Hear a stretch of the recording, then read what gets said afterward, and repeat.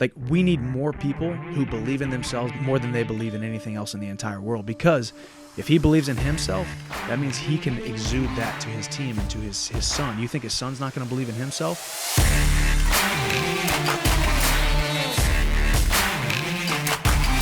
Welcome back to another episode of the Todd Durkin Impact Show. My name is Todd Durkin, and I am so fired up for today's episode.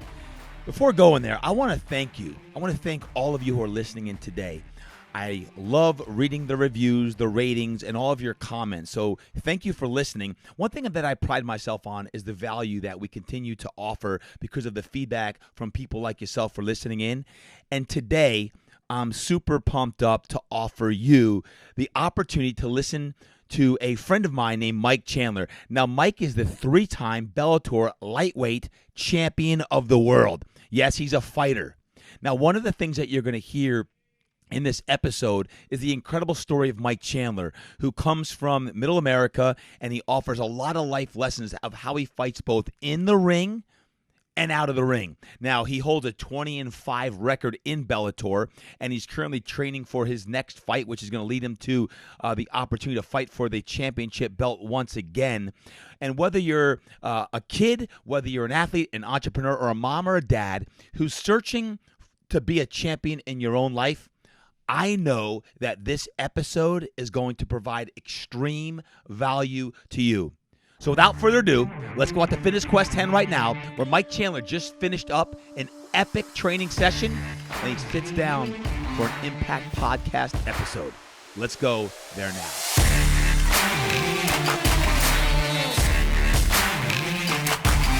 All right, welcome back to another episode of the Todd Durkin Impact Show, and I am so fired up today to have my man Mike Chandler in the house. Mike, welcome back. Oh, man, so good to be back. So Man, good to be back. So we've been grinding here at Fitness Quest 10 for what? Six years? 2014?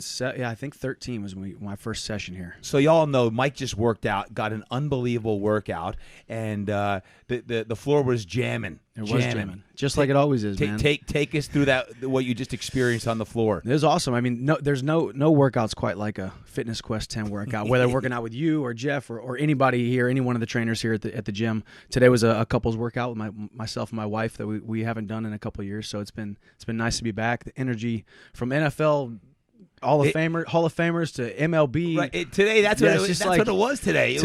It's crazy. You and Bree were in the house, and then we had our NFL guys already starting up. We have our Major League Baseball guys leaving for spring training.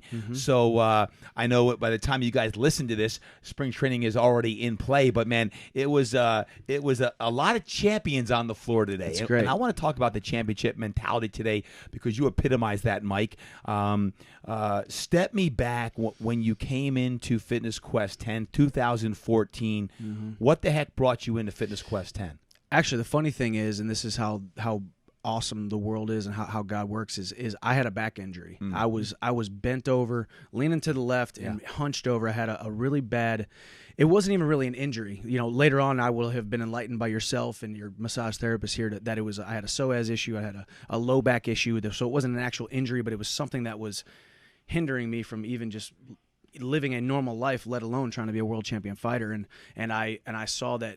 You know, Drew Brees was training with this guy, this crazy, loud maniac named Todd Durkin, and I was living here in San Diego, and I said, well, shoot, Drew had some back issues, and then started reading about your past with your back issues and that kind of stuff, and I just called one day and just kind of begged and pleaded, hey, can I get a session with Todd? Can I get a session with whatever? And luckily, our good friend Jeff Bristol, who is a wrestler, knew who I was through the sport of wrestling and this, that, and the other thing, and got an opportunity to come here and train with you guys, and that's kind of how I first heard. I remember sitting here at this desk where we sit right now and record this podcast because I remember, honestly, the fire in your eyes then as a young man getting, into the sport. You already, had a great history in MMA fighting, and you saying that you want to be a champion, you want to be someone who goes out there and as a man of God, as a man of faith, actually represents in the cage. And for those of you who are listening and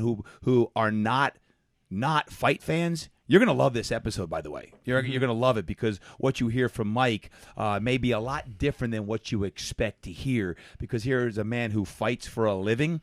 But when you talk about one special man, I sensed that and felt that in session number 1. I sat down and met you.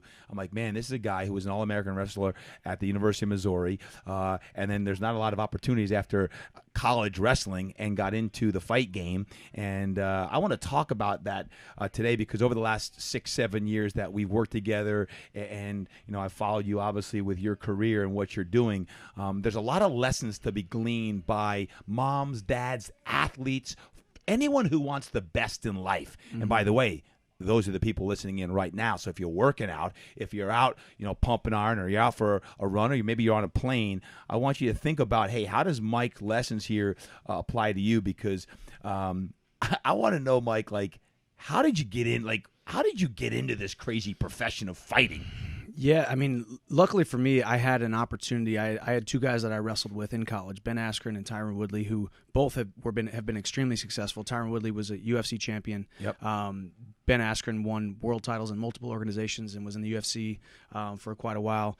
They were kind of like my big brothers. They were my mentors, the guys that I looked up to when I was at Mizzou Wrestling. And they got into the sport, and I figured I didn't want to go right into the workforce. That college or the Olympic wrestling dream was very far off. The chances of making that Olympic team or even the Olympic ladder is so slim, and I just didn't have the passion for wrestling that I used to. As soon as I got done with that moment, I stepped off the mat for the last time. It was in St. Louis, Missouri, at the NCAA championships, and I took 5th place. It was an All-American. I knew I was getting into the sport of mixed martial arts at that point in time, and for me, I was just a young middle-class kid, hungry, falling out of trees, wrecking bikes, just like a tough, hard-nosed kid. I was always smaller than everybody else. A late bloomer, didn't have hair in my armpits till I was 18, 19 years old. So I didn't necessarily have, a chip on my shoulder like I was always out to prove something, but I knew I had that competitive spirit. I knew that God had some amazing things for my future. It was just going to take time to create that momentum and create that impact. And got done with wrestling and graduated in May of 2009 and stepped in my first cage August of 2009 and didn't even know how to fight. And I went out there and just threw it. I threw like 265 punches in 2.5 minutes of the first round and got a TKO because I went out, took this guy down and just like literally threw 200-something punches, and he was doing a good job of, covering up and whatnot. But I went out there with reckless abandon, didn't know what the heck I was doing, and here I am. Had you 10 ever years been in later. a fight before that? I had never been in a fight. My biggest fear wasn't getting beat up. My biggest fear was getting in trouble. My biggest fear was getting a pink slip. My biggest fear was getting a out of school suspension. I was very much by the book rule follower. I was not afraid to go extremely hard and like get in trouble and compete, but I didn't want to be that kid that people would be like, man, Michael got in trouble. Michael got a pink slip. Michael got written up. So I was always afraid of that, and I think I was driven by that. And even to this day, I'm still driven by that a little bit, with a little bit more maturity and a lot of lessons that I'm sure we'll talk to you about today. So 25 fights since that time, since fight number 1. You currently hold a 20-5 record in Bellator, and I know you're approaching here another fight in what? May possibly May or June, May 2020 here, and coming up, so you're already starting to train for that. What's the toughest fight you've ever been? I know you've been in some brawls. Yeah. I mean, is there one that stands out as like, man, like this was a brawl? Well, I'll give 2 examples because I think anybody who's listening right now and they followed my career, everybody talks about my 2 fights with Eddie Alvarez. Yeah. My first fight with Eddie Alvarez, I was 18 months into the sport, and I'm stepping into the cage against Eddie Alvarez, who's the number 3 guy in the entire world. I'm 100 or 1,000 or 1,500 to nothing or 1 underdog. Nobody expected this no-name guy that wrestler from Missouri who was only 8-0 at the time to go out and beat the number 3 ranked guy in the world. We have a knockdown, drag-out war. I beat him up bad the first round. In the second round, he comes back and beats me up really bad the third round, and I end up finishing him in the 4th round. And then, so I win my first world title there in 2011, and then a couple years later, we fight each other, and we have a really crazy split decision fight, all 25 minutes, and that was another crazy fight. But I do think, I will say the hardest professional fight was fighting a guy named Benson Henderson, because I actually passed out in the cage. I literally lost consciousness via exhaustion after the 4th round. I'm sitting there on my knees, and the bell rings, and I'm sitting there on my knees, and I have this dead look in my eyes. I'm looking off into space, and my coach, Henry, who picks me up by my arm, carries me back to the stool, and then 30 seconds later, I hear my other coach yell in my ear from behind me, and I immediately come to, and I ask my coach, did I just get knocked out? And he's like, no, what are you talking about? We got to go. We got one more round. So I think that was the hardest fight because Benson Henderson is just a durable guy. I beat the tar out of him, and he didn't even have a scratch to show for it. And I remember that fight. I was going to say the same one. For me, the one watching all your fights, although the Eddie Alvarez one for fight fans certainly stands out. The Benson Henderson, because I remember jumping around my living room with the kids like, he's got this. Gosh. And all of a sudden, you were seconds away from being beat and being, I was going so out. tired. That's a very big lesson that I've learned in my career is because in the sport of wrestling, if there's any wrestlers listening right now, you got 7 minutes, 6 minutes in high school, 7 minutes in college wrestling match. You can go as hard as you want for 6 minutes or 7 minutes. You're probably not going to pass out because it's a short amount of time. In a fight, 25 minutes is like an eternity. 25 minutes plus a minute in between rounds. You're in the cage for 30 minutes, heart pumping like crazy. So let me ask you, Benson Henderson, you almost get submitted. Mm-hmm. What's going on through your head right before you're about to get choked out? Are you like, I'm not giving up at all costs? Yeah. Or what? Take me through the mentality of a fight. Because I don't want to go in the cage with you or Benson Henderson. No, so I will say, so that particular fight with Benson Henderson was more pure exhaustion. So I got into a weird scrambly position where I crunched myself up and the actual blood flow to my brain or whatever wasn't there, but he wasn't exactly choking me. But in there, you're just fighting. You're just going. I mean, you can't have that quit in you. You can't be thinking about what could go wrong in a position because then you're not thinking about what could go right and how am I going to win that position. Yep.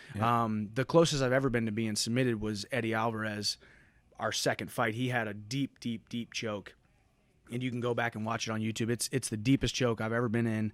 And yeah, in your mind, you're not even thinking. You're just going. And I remember getting out of that choke as the sound was going into my ears. You didn't hear a thing. No, because you can always hear the tens of thousands of people screaming. It all went into a very tunnel-y type of, like my head was inside of a vacuum, exactly.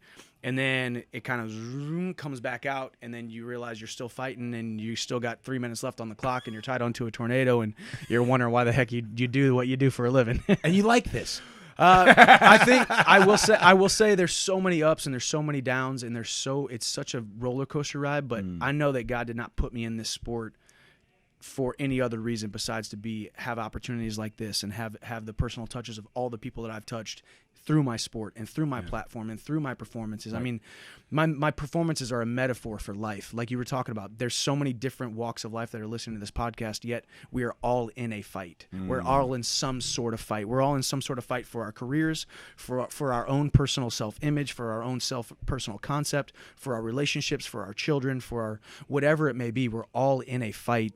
And my fights are just a physical manifestation, a masterpiece, a painting inside of a cage for 15 to 25 minutes of the fights that we're all going through in life. So let me ask you, because that's a good point. If everyone's in a fight, I've often heard many successful people, they've said, what I do is not always who I am. Mm-hmm. What I do is not who I am. Do you think fighting is who you are, or it's what you do? I think it's part me and it's part what I do, because at my core, I'm a fighter, and I always have been. And I didn't really even realize that till almost 30 years old.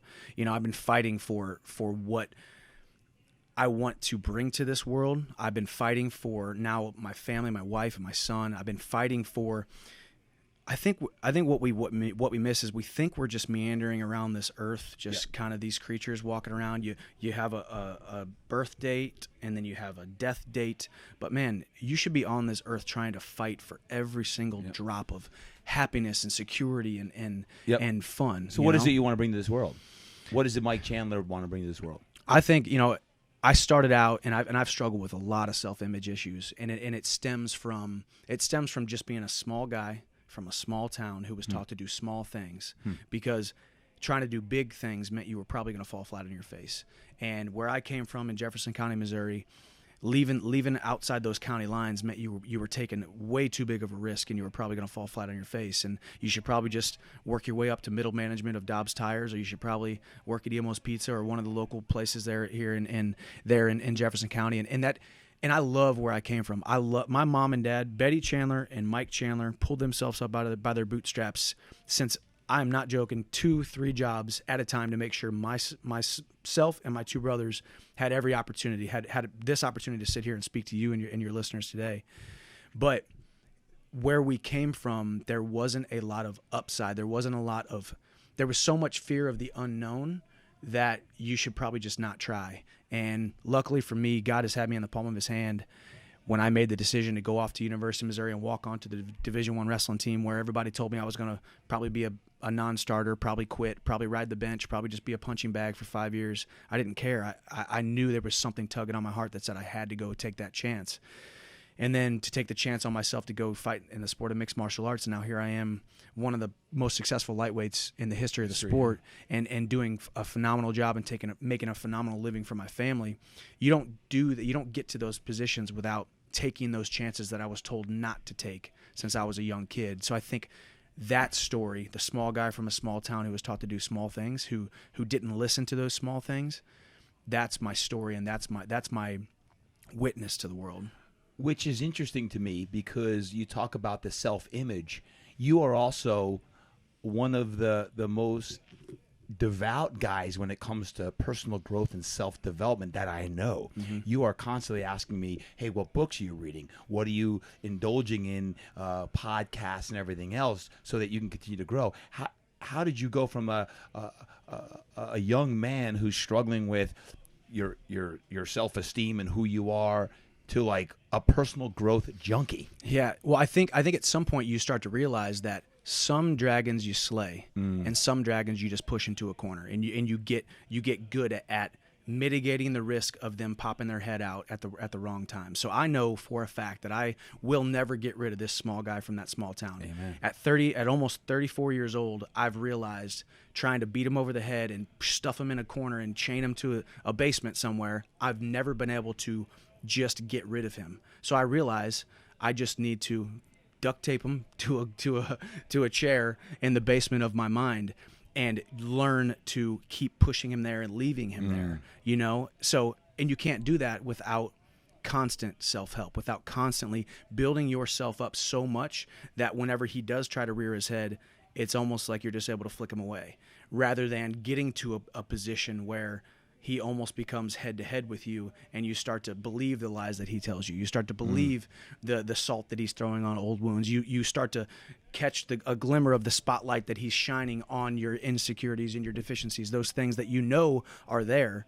Yet, if you don't acknowledge them and you can just learn to push them into a corner and manage them, and you can only do that by constant self-help and surround yourself with the right people. Don't you think most people have something from their childhood or limited belief system, or something that is that underdog mentality, or they've been through some tough times or adversity, that if you change the perspective of that, you can actually use that as fuel? Yeah, and I think even my story is very similar to that. I have realized, and I don't care if the most confident person that I've ever been around in my life, if they walk into a room with me, I know they're absolutely lying to me if they tell me they don't have any fears, any doubts, insecurities. Right. We all have it, and I think it's one of our greatest weapons, because I think that's how we have all. I mean, you look at history and you look at every single person who has accomplished something great. It comes off of the springboard of their failures. It comes off the springboard of them being written off as someone that will never get to where they want to be, or all the stories in the Bible, all the stories of everybody that we've looked up to and researched. Everybody has had those things about them, or those moments, or those people that said that they would never make it. Right. So yeah, I like to say use your adversity as your advantage. Exactly. I've often talked about in the earlier episodes, episode 1 and 2 of this podcast, I talked about my upbringing, youngest of 8 kids, poor family. I was the lunch ticket kid. I still use that today. That mentality of everything I do, I got to scrap for everything I get. And exactly. It's that climbing the mountain mentality. You want to always keep climbing, even when you get to the top. I remember asking some of world champions like yourself, LT, Drew. Hey, when you get to a certain level of success, how do you stay hungry? What's your adversity? Well, right? Yeah, and I think that is so important too, because I mean, you've had so many awesome, successful people on this podcast, and you're surrounded by them. Like we said, we just walked in here, and when you talk about accolades and world records, and you talk about bank accounts, and you talk about the success of a lot of the people in here, I think where people can lose sight is that they just continue to look for success instead of significance as well. Right. The amount of significance you can make. I mean, obviously when you're young, you're just trying to survive. That's right. And then you start to then you try to get a little bit of stability, and I'm in that position where I'm having stability and success right now, but I know the next chapter of my life, while I'm still fighting, and then what I do after fighting, how am I going to be significant in people's life? Individual people, hundreds of thousands and millions of people in significance sure. in people's life. And I think that's something that can be sometimes overlooked, because people just try to get more and more and more success, but you can only eat so many steaks. You can only drive so many cool cars, and really it's more about you than it is anybody else. Amen. So, Amen. And I love that, the 4 stages of life, but you think about those who have tasted success. I could give the analogy of a windshield and vision. You want to be looking through the windshield of life, where you're going, looking forward, and not so much spending time in the rearview mirror. Because when you look in the rearview mirror and you're reflecting on your past, good or bad, maybe you had a lot of successes or maybe a lot of losses, that can actually hold you back because of too much time spent in the past. Whether you look at your vision, your windshield, and where you're going, you want to get excited about your dreams and get emotional about your dreams and what you're doing, because when you get emotional about your dreams, about your vision, about moving forward, well, then you are living your best days knowing that your best is still yet to come. And I know your best is still yet to come too. Yeah. Well, and the older you get too, because I always thought I'd be done fighting at 35, and here I am, 33. I'm turning 34 here in a couple months. There's no way I'm going to be done at 35, right. And then even after that, now the more success that you have, or the more significance that you're looking for, the more your imagination grows, and the more you're blessed with more and more opportunities too. So you can't see where you're going and get more opportunities with this very, very large windshield that you could be looking through when you're looking through that little bitty tiny 2x4. That's right. Rear view mirror. The windshield's 10 times bigger than the rear view mirror. So in your fighting career, there's a lot of different components to fighting. What's your favorite part of being a mixed martial arts fighter? I think there's different seasons. Back in the day, I would have been like, it's the competition. I love competing. I love fighting. And let me also preface it with, like, I don't like to hurt people. Like, I'm a nasty human being when I'm in there, and I will hurt somebody badly, but I'm never actually consciously thinking about hurting anybody. Just like Ray Lewis wasn't ever necessarily thinking about doing really badly bodily harm. He just wanted to get a really hard tackle. Right? He didn't want to hurt the guy. He didn't want to take the food off the guy's table. And I'm not thinking that either. But in the movement of my sport, people are going to get hurt. So back in the day, I would have said it was the competition. Now I think it's being in a position where, selfishly, I think there's not a lot of people who do what I do. So guys who compete in the NFL, really, really cool. Guys who do the MLB, play baseball, play all these other sports, they're really, really cool. But what I'm doing is somewhat the epitome of manhood. It's the epitome of the fight for life. So it's being put in a position where people look at me and they're like, wow, I don't know if that guy's kind of a crazy psychopath or if he's like kind of sick in the head. And then you have a conversation with me and they think, man, he's just a normal guy like me. So I think being able to just be somewhat of a chameleon, a nasty human being inside that cage, but also sit here and hopefully people are getting value out of what the words that are coming out of my mouth, and I don't sound like a professional mixed martial artist who fights inside of a cage. I think that's where I realize I've been put in an awesome position, and that's what I love most about this sport. My sport is such a crazy outlier, yet I can be a normal human being inside of it and relate to so many people on a personal level where people thought I would never be able to relate to them. Right. That's the biggest misnomer, Mike, I think, that happens to the public that doesn't follow the fight game, is they think that fighters are often just thugs. Yeah. And I realized that in 2008, 2009, my first guy I ever worked with was Brandon Vera. And Brandon came in and everything was yes, sir, no, sir, yes, coach, no, coach. I'm like, wow, this fighter is... Then I was like, it's the martial arts side. It's the respect side. And when I hear you, and I've always heard you present when you do your talks, when you are a man with dignity and pride and respect of even your opponent. I was like, you knock someone out and you help them up, and you're giving them hugs. I believe, from what I see, and sometimes when you're best in the world, you don't even know what you're doing and why you're doing it. The thing that I see with Mike Chandler is your embracing of the process, the work that goes in that no one knows about, because you have to do 2 or 3 sessions a day when you're really heating up for 10, 12 weeks before a fight, between the weight room, between your sparring and your grappling and your boxing, and you have different coaches and the nutrition. And to me, you've always embraced the process. Is it hard? Of course it is.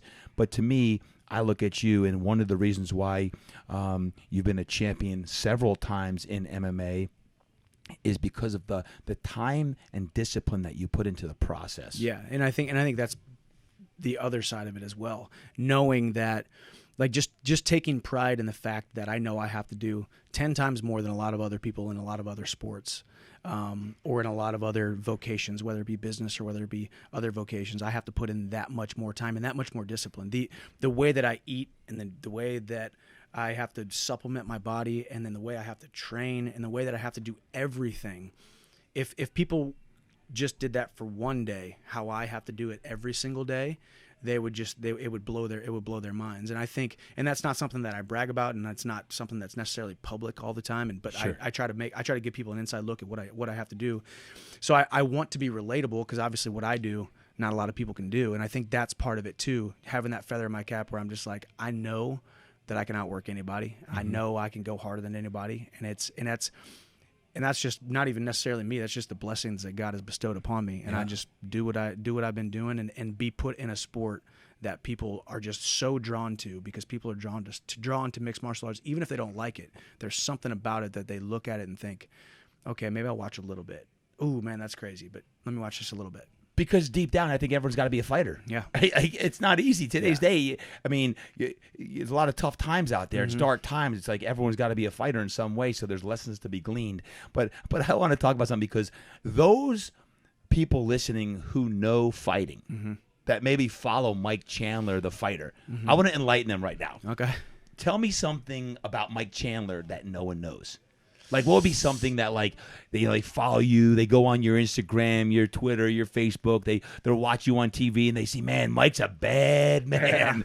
What's something that someone may not know about Mike? I mean, I got a couple. I'll give you 3 things real quick, but a few facts. Number 1, I have owned a couple bulls in the PBR with a couple different bull riders. I didn't know that. So that's kind of cool. Like, bulls? Bulls, yeah. Did you ride them? I would never ride them.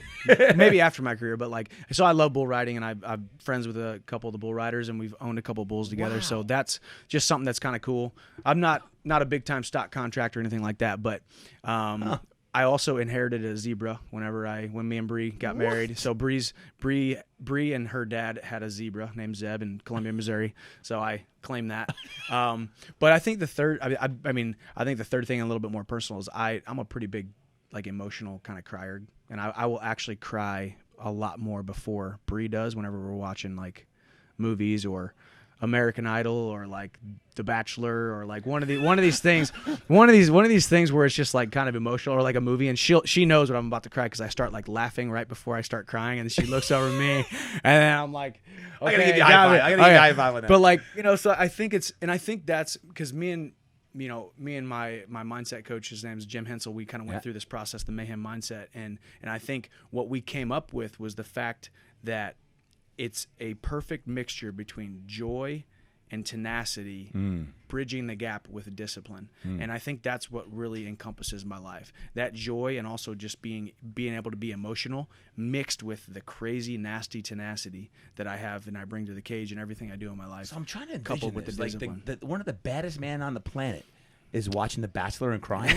Well, it depends. The Bachelor or Bachelorette these days has just become way too much reality, like really bad drama reality TV show. But like watching, where someone's dream comes true and they win American Idol or they win The Voice, Right. or like, and I think a sappy movie. Yeah, or definitely a sappy movie, big time sappy movie guy. But I just love seeing people reach their goals. I love seeing people break the chains. We were talking about the chains today. I was carrying chains, doing lunges, and everybody's got those chains. Not one, like 5. Yeah, like 5, yeah. It was like 10,000 pounds of chains. No, but, everybody's got those chains that they need to break. And Amen. I love seeing people break those chains because I've had numerous breakthroughs where I'm just like, wow, I haven't made it yet, but I know my best days are still out ahead of me, and I can keep on continuing moving forward in that course of action. And if I cry here and there, I might cry more than my wife, no big deal, whatever. Well, one thing, watching you carry those chains today, I can tell folks this is Mike works his tail off. Always has, always will, because that's where you come from. I want to talk training for a couple minutes. I hope you're enjoying this episode. As a matter of fact, before you hear the rest of the amazing story, let's hear a word from one of our sponsors. Hey guys, today's episode is sponsored by my friends over at Carnosine Beta-Alanine. Let me ask you a question. Who's looking to amp up your workout routine, your training routine? You want to get stronger, faster, more explosive? You want to improve your endurance? Well, my friends, Carnosine Beta-Alanine is an ingredient found with many of the top pre- and post-workout supplements. Along with the right training program and the proper nutrition, you got to eat right. Carnosine Beta-Alanine is going to help build your strength, endurance, and your power.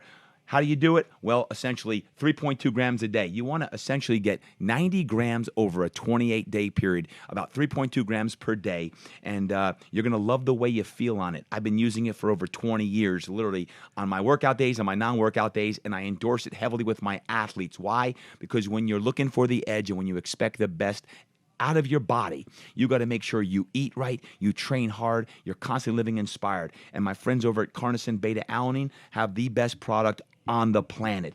Over 55 independent studies show that it has 0 banned substances. That's an important thing. You always want to put the right stuff in your bodies. Go to team.carnosine.com. Check it out in the Find It section. You go to your local health food store or just go to team.carnosine.com and pick some up today.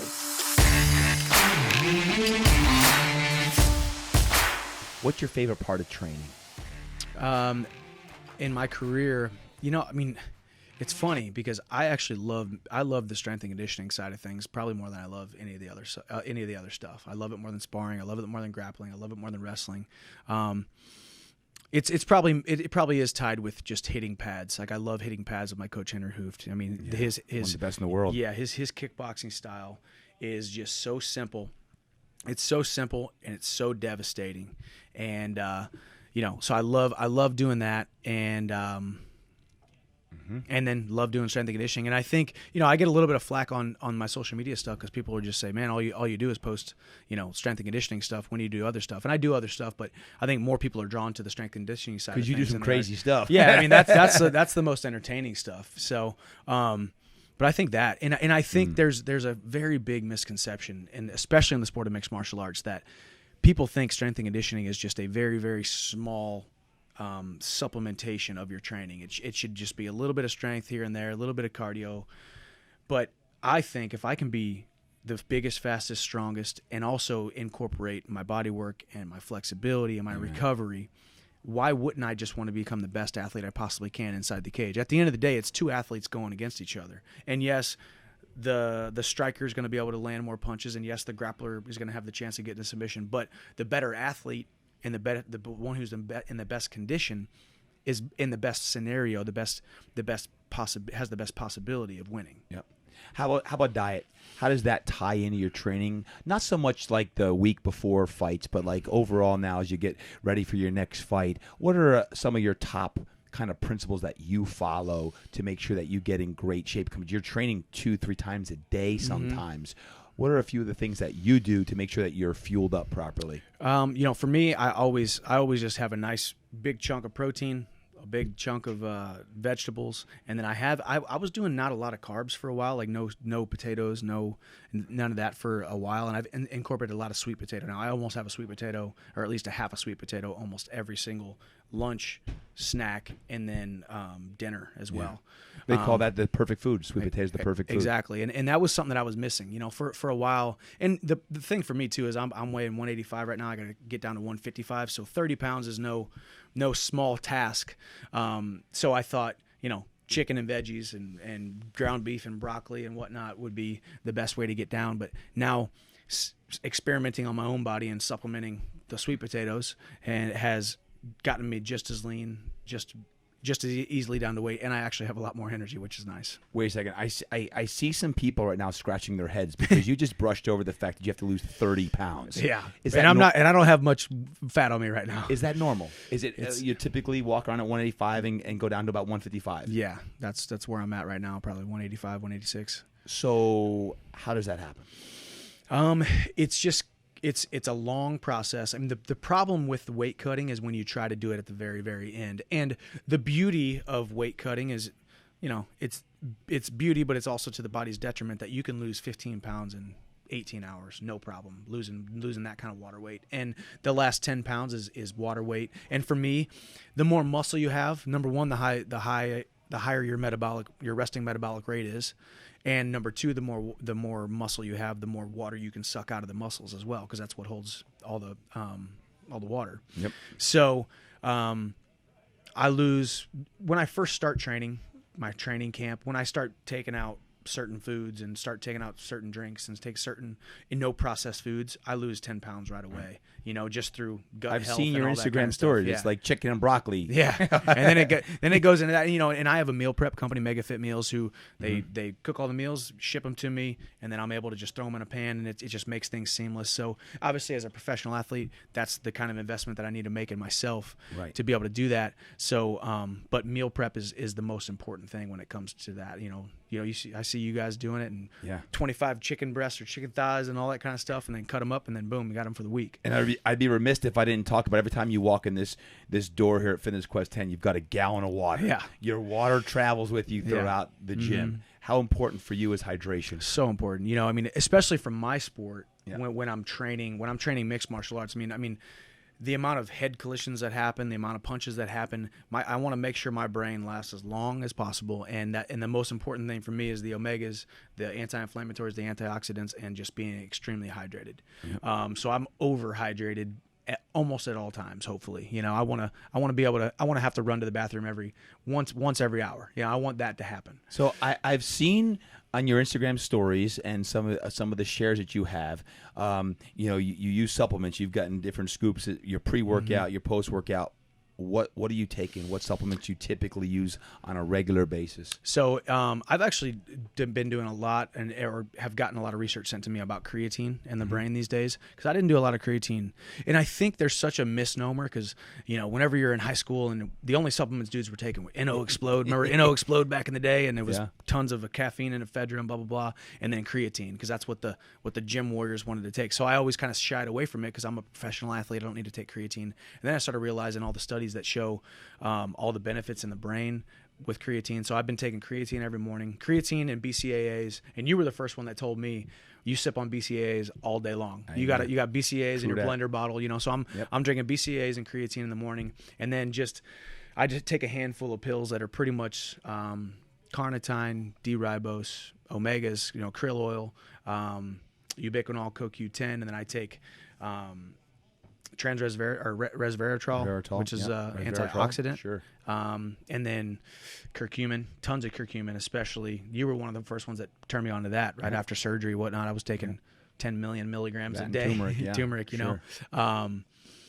so anything that's an anti-inflammatory, antioxidant, and then the omegas, and then just my trace minerals of multivitamins, and then tons of water, and then protein shakes after workouts, and then a lot of hard work. And then a lot of hard work. And it's really not. That's the problem too. Is everyone asks these questions and they want the secret. What is the secret? How do I look like you? How do I train like you? How do I get like you? And unfortunately, I can't really tell you. There's no silver bullet. All it is hard work over the last 20 years. And a lot of discipline because you eat clean, because you're sleeping, your recovery's amped up. I once had a former NFL linebacker tell me, when you're young, your body's beautiful and your brain is mush. Yep. When you get older in your career, then your brain becomes beautiful and your body becomes mush. Yep. And peak performance happens somewhere in between. Yep. And when Derek Smith, former NFL linebacker, shared, I'm like, that's good right there. So good. How do you take your body, extend the shelf life of your body as long as we possibly can, yet keep your brain sharp? Meaning also brain experience. How experience pays off in the cage or on the field or on the court or on the gridiron, whatever it may be. So it's extend that nutrition, recovery, sleep, supplements. All of these things definitely pay off. Mike, we've talked about this 1,000 times. What does get your mind right mean to you? I mean, for me, it's the motivation of knowing that I have a great opportunity. I mean, because so many times we get caught up in the me mentality of, this is what I have to do, this is what I want to do, this is what I.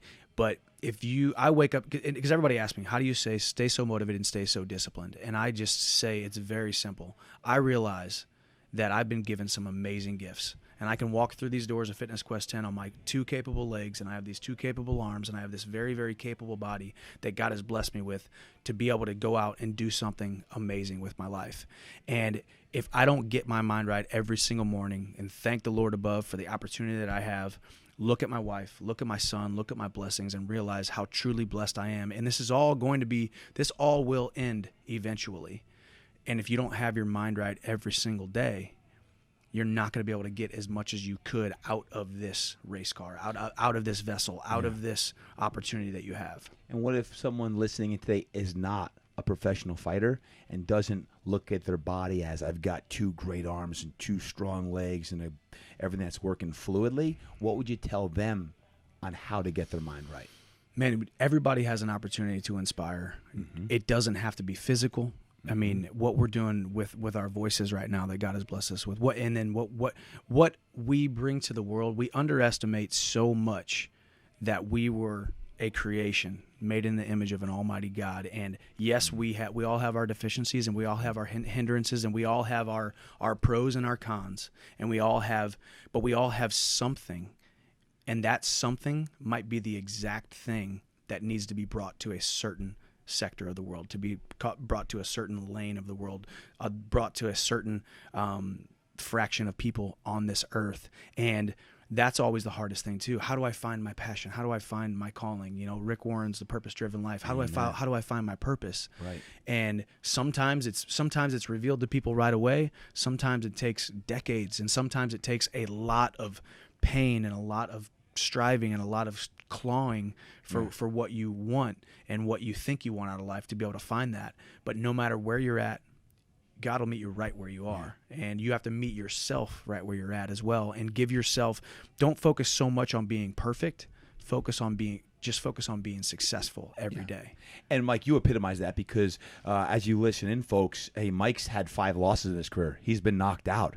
I remember there's been times in your career where you question yourself, you doubt yourself, right? So please don't think that this is easy for Mike because he's a fighter.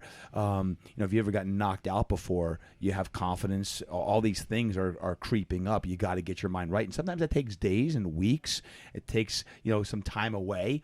But I always say for myself is like, you feel sorry for yourself, put a time frame to it of like, okay, I'm giving myself 24 hours or 3 days or whatever it is to feel sorry for myself. And I got to wipe the dust off. I got to get my butt up and get back in the gym and start training again. I got to get after it. So otherwise it'll go on for weeks and months. And next thing you know, you're living with some lethargy in your life. And next thing you know, you're not feeling great and you're not eating well. And it's just all kind of snowballs and compounds as well. I've heard you talk about something called your mental highlight reel, and I love it.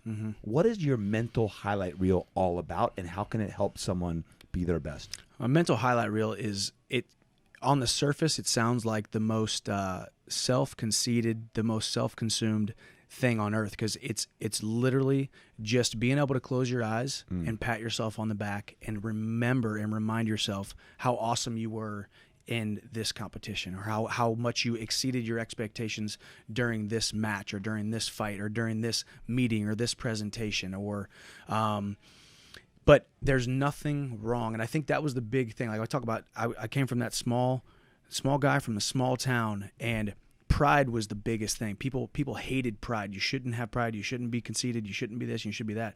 But if you don't think of yourself as a champion, if you don't think of yourself as somebody that deserves great things, if you don't remind yourself how awesome you are, you will be mediocre. You might not even be mediocre. You'll be less than mediocre. So I had to personally make a list, and I read it in a book called Mind Gym. Gary Mack wrote it, and he talked about a mental highlight reel. And a lot of the athletes that we all grew up watching and look up to, they have used this technique where they take a piece of paper or they write it on their phone, and they have for me, it was beating Kyler Sanderson on senior night at Mizzou, or there was me beating this guy at nationals, or for me it was this fight, or for me it was this presentation. Now I just did a keynote a couple weeks ago. I have that on my mental highlight reel, remembering how well I did compared to how good I thought I was going to do, and put a feather in your cap. Put a smile on your face and realize, man, Michael, you did a good job, because that's what I did not do. Because sometimes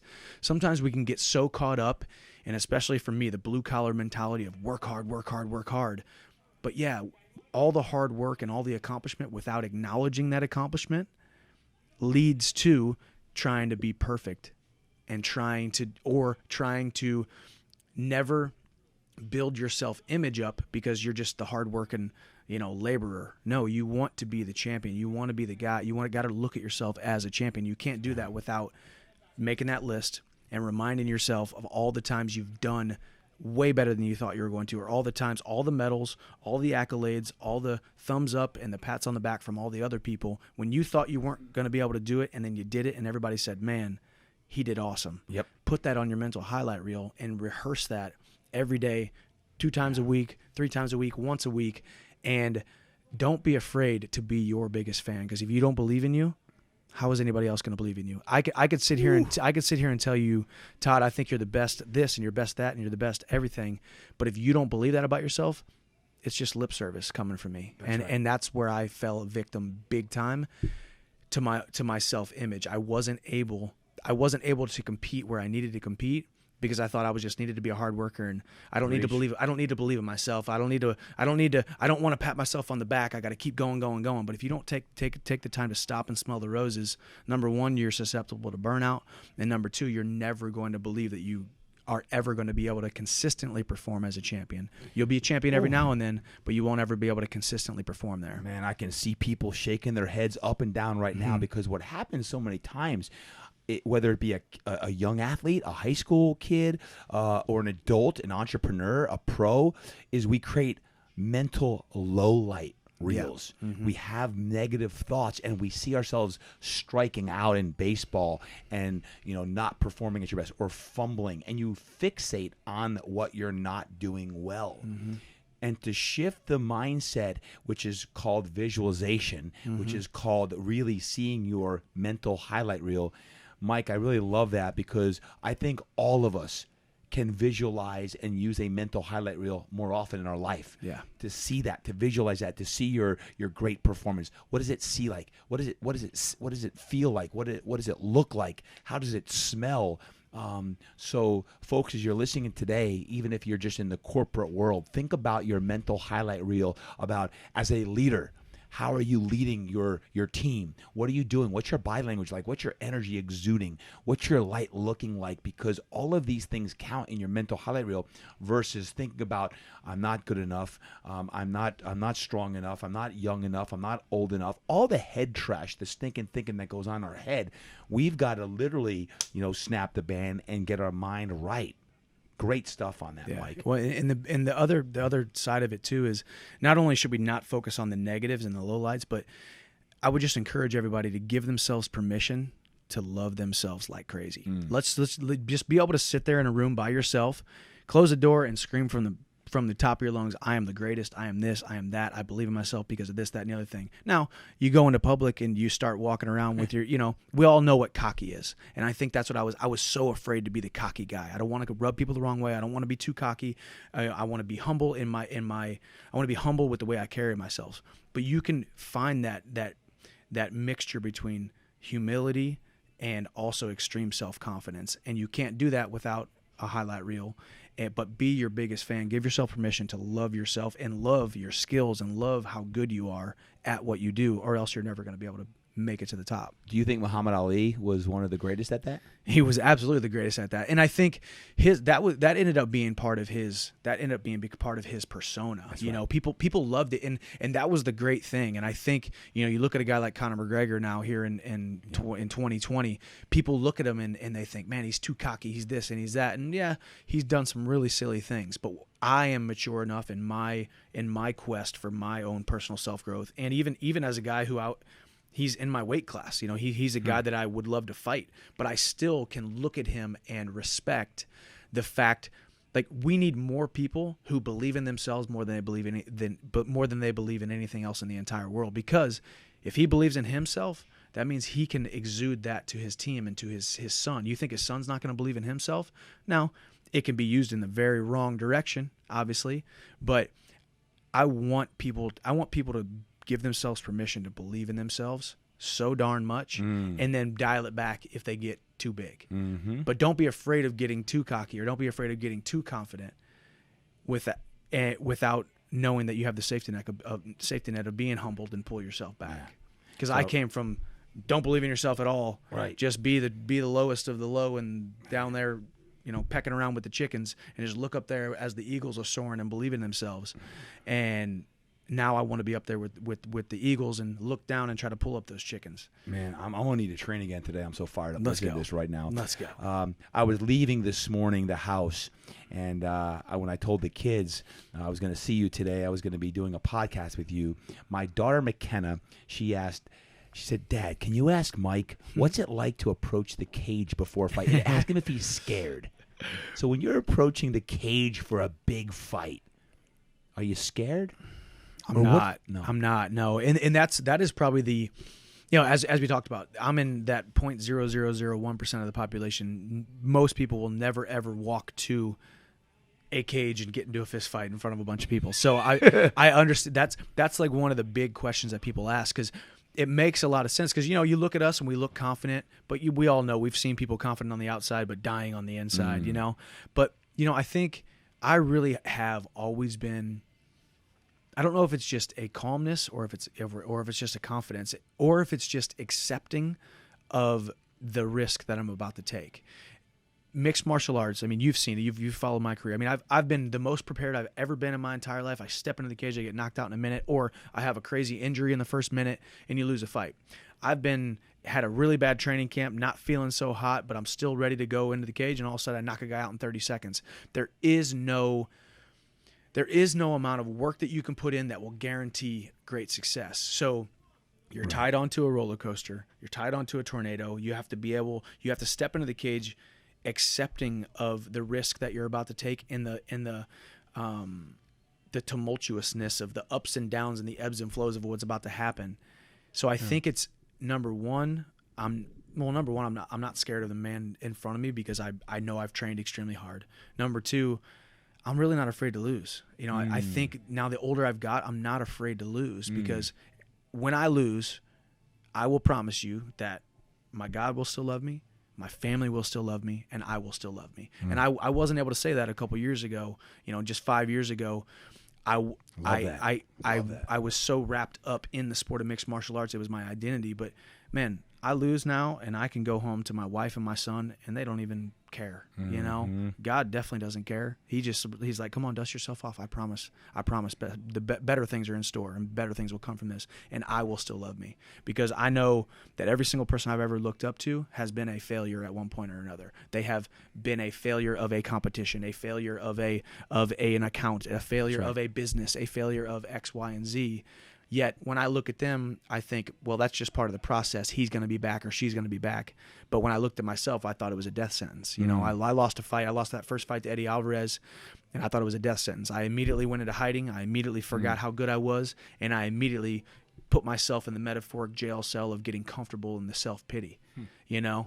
So now the older I've gotten, it's not that I don't care if I lose, but I know it doesn't define me, and I know every single time I've lost, it's been revealed to me every single time I've lost, I've gained more following, more respect, a bigger platform, and then ended up with a bigger contract financially than if I would have won. Yeah. So the proof is in the pudding. Don't be afraid to lose. Put yourself out there. Fall flat on your face, and I think that's the beauty of what mixed martial arts is too, because you ever looked at somebody and been like, dang, that's tough to take. Dang. Ooh, that's embarrassing. Ooh, that's rough. Especially you watching all these guys.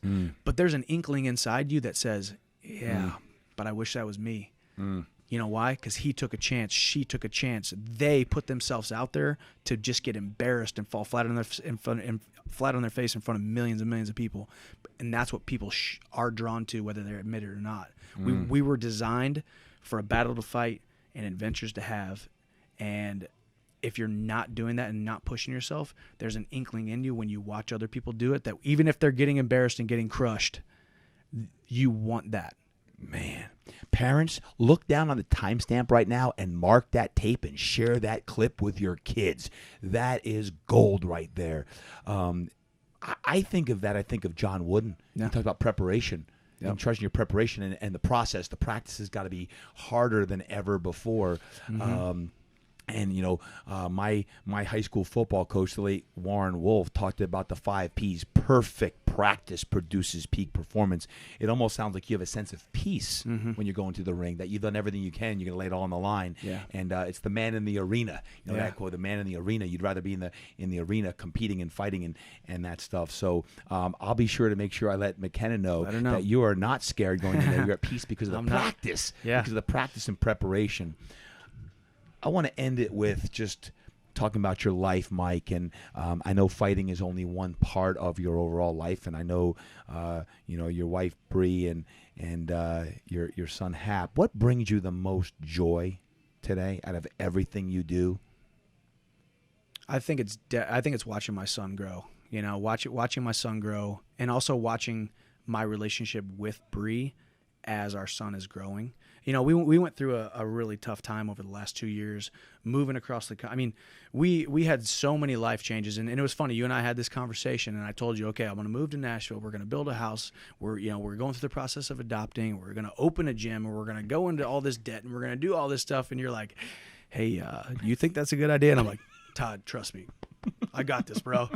You know, and in a lot of ways, we came out smelling like a rose on the other side, and we handled it with grace and did really well. But it was a very tough time because we had so many life changes in such a short amount of time. And what I have realized now on the other side of it is I got to make sure that I am living my life within my strengths and doing the things that bring me joy, you know? And because like I said, what were my 3 things? Joy and tenacity, bridging the gap with the discipline of my sport and of my profession. And if I don't have that joy, I can't have the tenacity, and I'm definitely not going to be disciplined. I was in a place where I was so undisciplined because I had so many things going on. So now just simplifying my life and watching my son, you know, he's adopted, so he wasn't supposed to look like me or any of that kind of stuff, right? But he looks exactly like me. He acts exactly like me. His facial expressions are exactly like me. So it's so cool.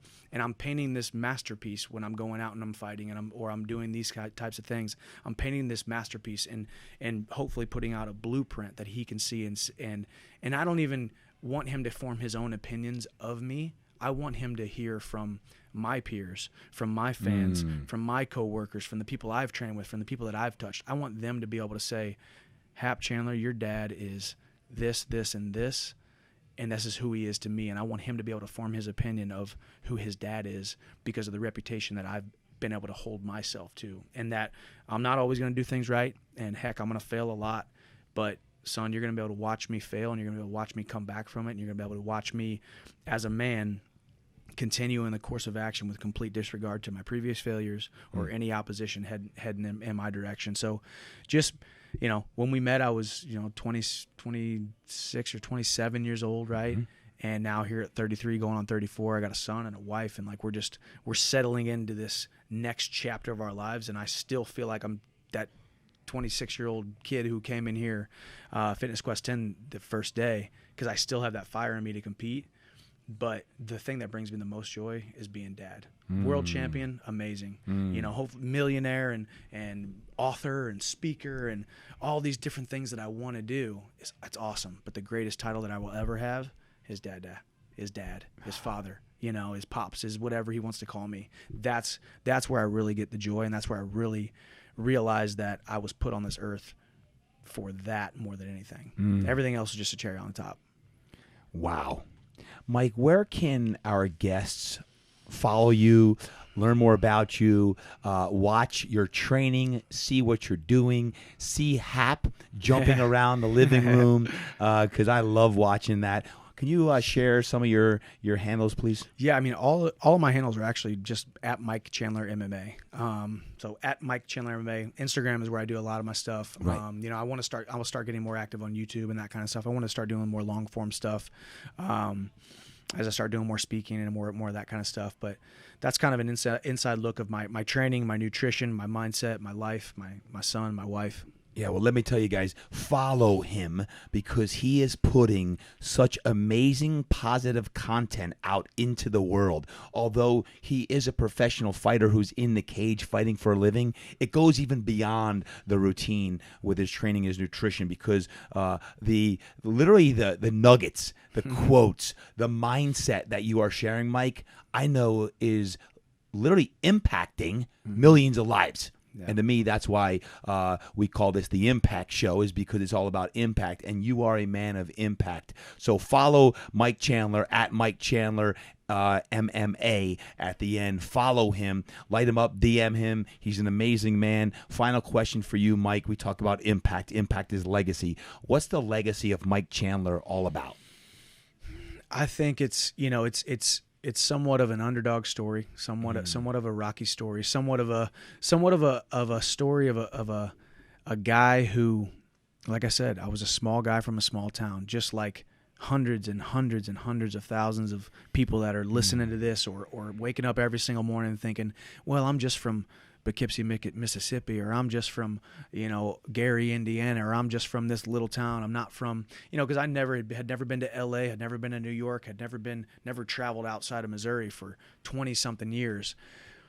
But whether you're a little guy from a little town who was taught to do little things, or you were on the complete opposite end of the spectrum, you have so much to give this world. No matter what you choose to do, you have so much to give this world, as long as you operate with integrity, always protect your character, and stand guard at the door of your mind, because you are what you are and where you are because of what goes into your mind.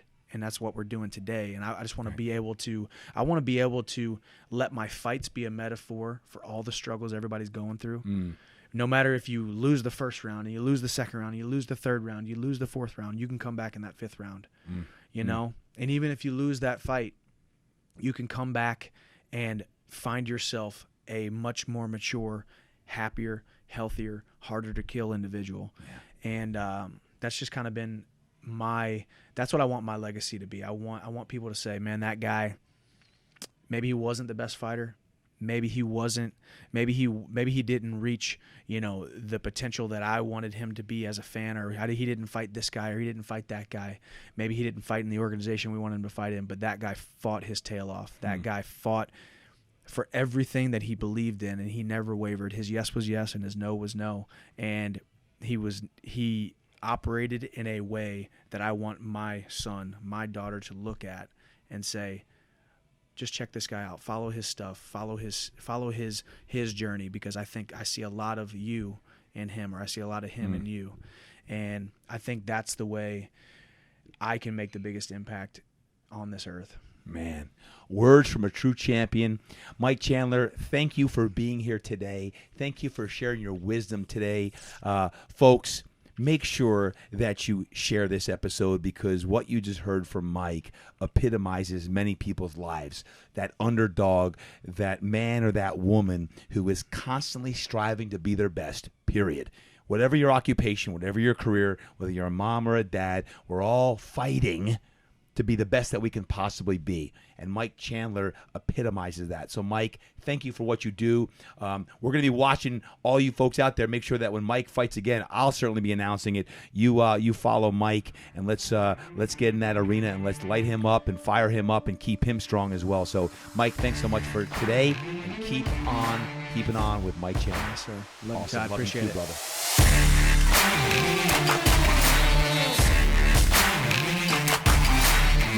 All right, folks, we're in championship rounds here. We just got an extra couple minutes. What I'm going to do is this. Number one, I want to say thank you for listening to that episode. Was that awesome or what? Mike Chandler was bringing the heat. He was trying to knock us out with those punches right there.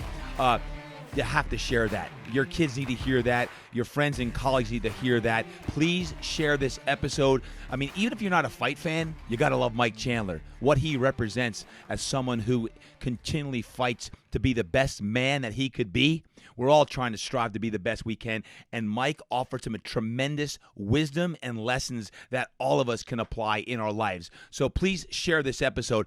And always, if you enjoyed this, please go over to iTunes. A 5-star rating helps big time, along with your review. A 2 or 3 sentence review of what you thought of this podcast really helps us climb up the podcast ranks.